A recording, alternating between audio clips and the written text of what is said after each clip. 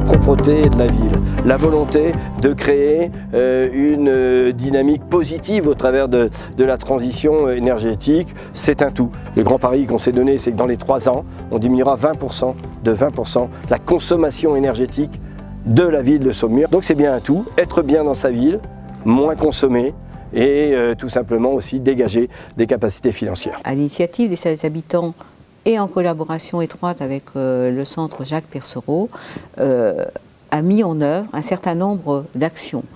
On part aussi du principe, selon Lavoisier, je dirais, rien ne se perd, rien ne se crée, tout se transforme.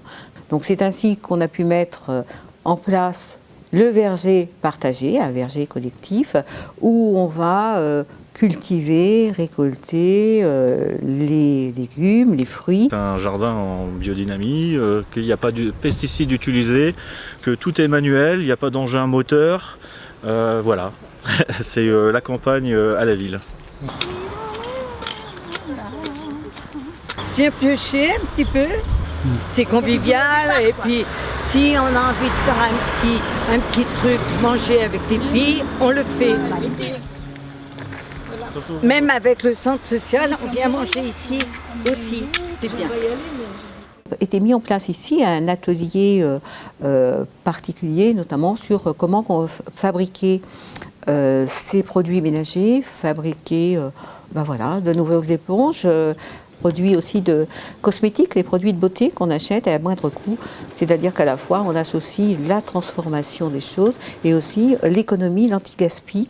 On fabrique des sacs pour aller faire son marché, pour mettre en réserve.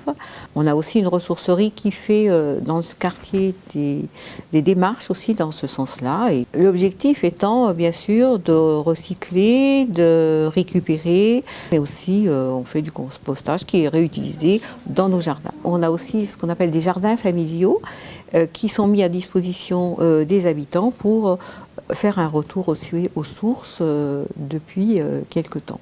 La municipalité en fait s'est appuyée sur un seul concept, à savoir penser global, agir local.